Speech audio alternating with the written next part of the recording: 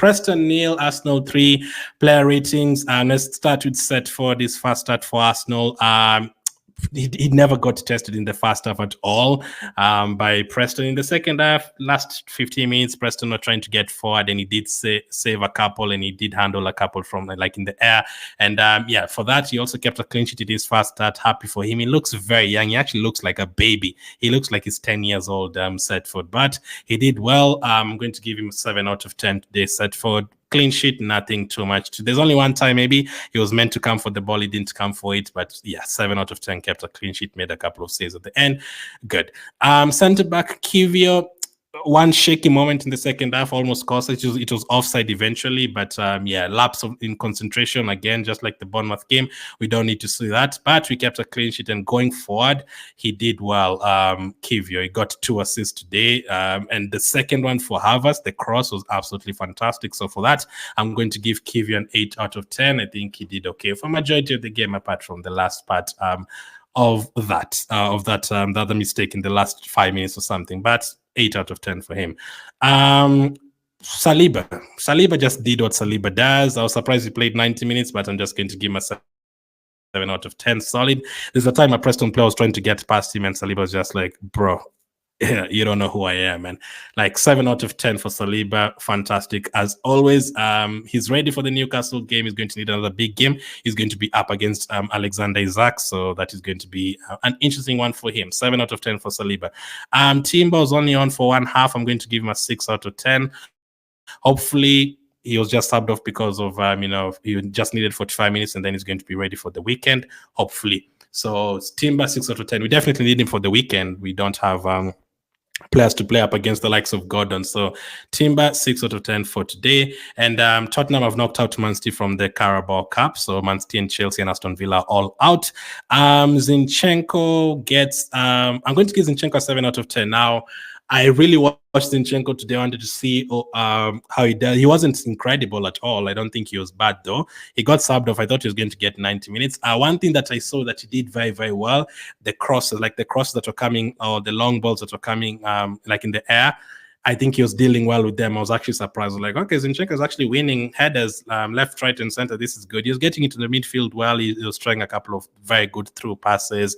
He wasn't incredible, but he didn't get exposed at all in defense. Very comfortable. He's basically playing like a midfielder. So 7 out of 10 for Zinchenko. You obviously get an extra point for keeping a clean sheet. So I think that is fair enough for the defense. Setford 7, Zinchenko 7, Timber 6 because he only played 45 minutes, Saliba 7, and Kiwior 8.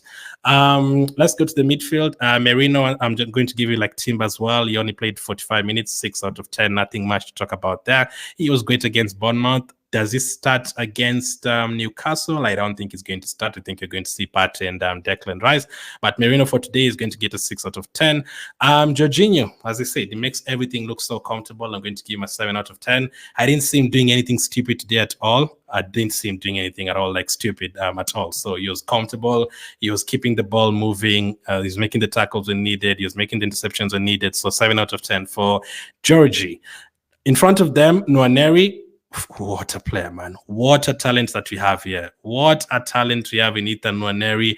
What a player. What a finish. What a goal. He was unlucky not to get a couple more. He had a couple of misses, but in a game like this, I wasn't really too bothered about Nwaneri missing or Partey giving away the ball. We were already so comfortable and I could understand. And Nwaneri had already done well, very, very well in this game. So for that performance today, Ethan,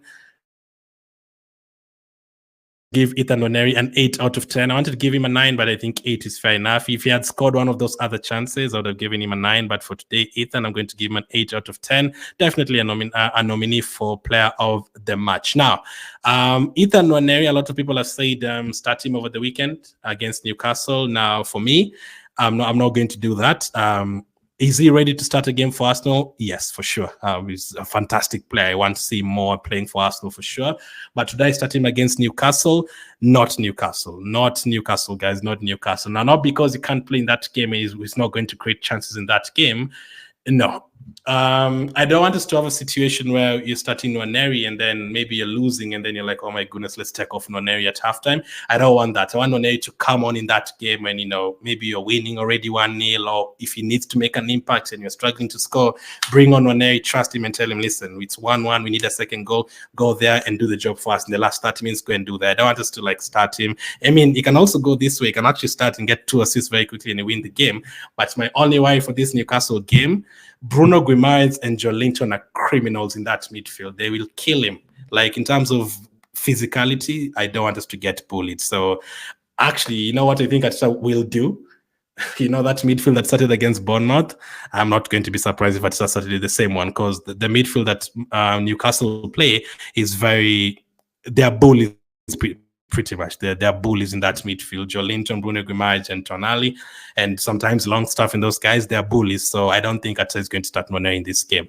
Now, there's a lot of other Premier League games coming up. Actually, I'd rather start Nwaneri against Inter Milan in the Champions League than Newcastle in the Premier League. So I'm not saying just start Nwaneri in the Carabao Cup. No, I actually would start him in the Champions League against Inter Milan. Just not Newcastle, not that Newcastle. Even against Chelsea, I would start him. But Newcastle, for those reasons, I wouldn't start him for this weekend. But he's going to get chances. They want him to see him starting at least 6 games this season in the Premier League. Odegaard is back as well. Hopefully, he does sub him out a few times as well, and Nwaneri comes in. But today's performance, 8 out of 10 for Ethan Nwaneri. Fantastic. Really, really happy with him. Forward players, Martinelli, I'm just going to give him a 6 out of 10. Didn't have to do much today. He actually crossed the ball for the Jesus goal. Good cross, I think, to Kiwi and then back down to Jesus. So 6 out of 10 for Martinelli.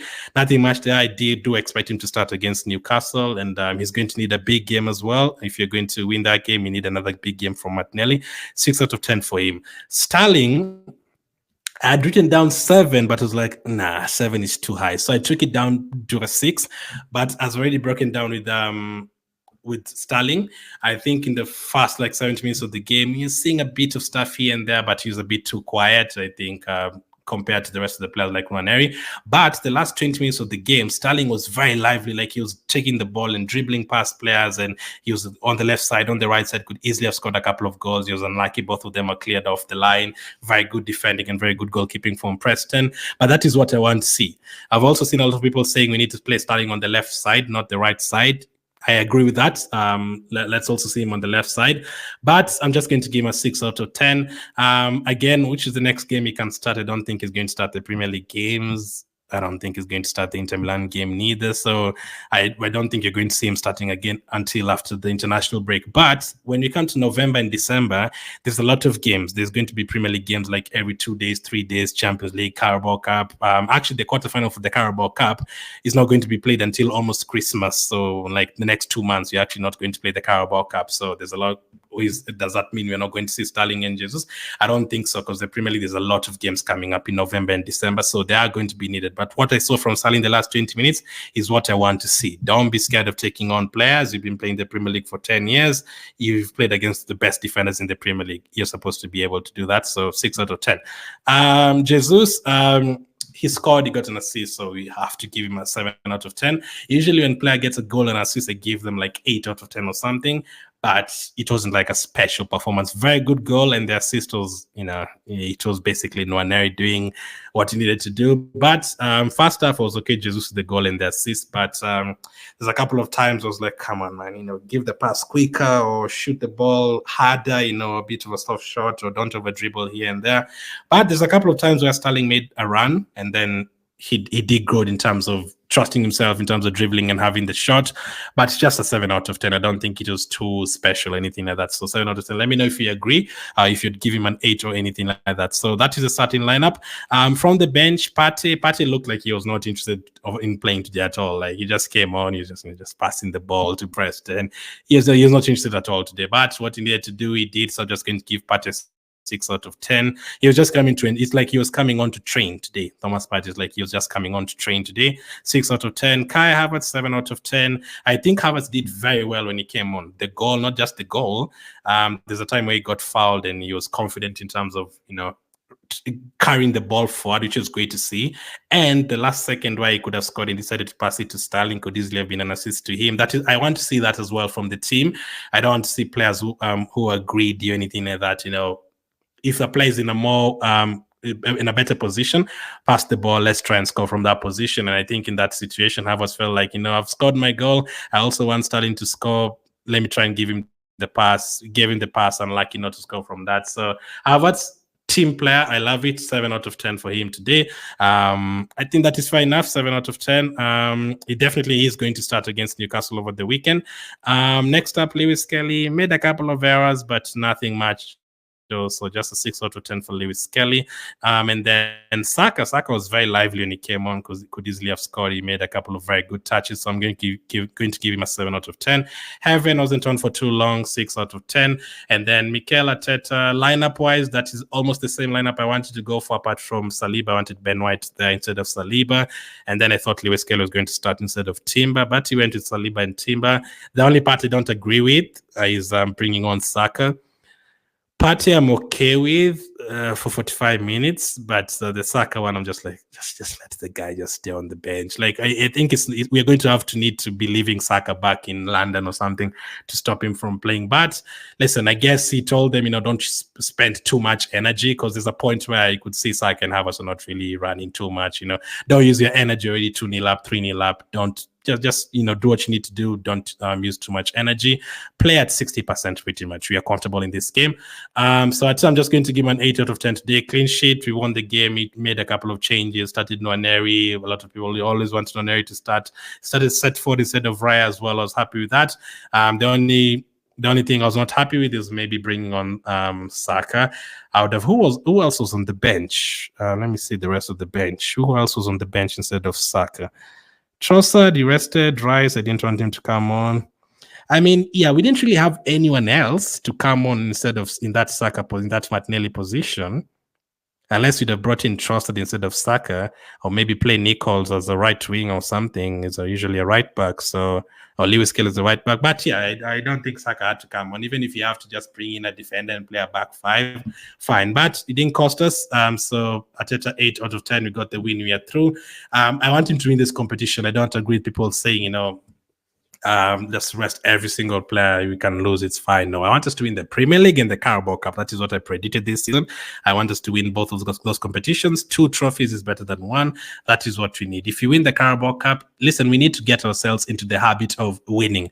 By the time Arteta finishes his Arsenal career, I want to be able to say Arteta won 2 FA Cups, he won 2 Carabao Cups, he won a Premier League, he won a Champions League. I want us to say he won everything by the time he leaves Arsenal, like Klopp did for Liverpool. So I don't want Arteta to finish his Arsenal career and I'm like, oh, but he didn't win a Carabao Cup. No, I want him to win everything. I want him to win everything. And listen, if you finish this season with the Carabao Cup and let's say the Premier League, hopefully that is 3 trophies in his tenure, and then all of a sudden it looks better. So I want us to win the Carabao Cup. Get yourself into the habit of winning.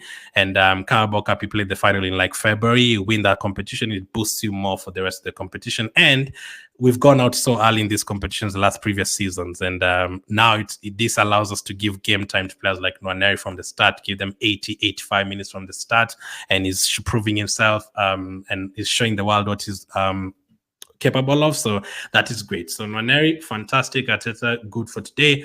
Nothing to complain about, actually. Yeah.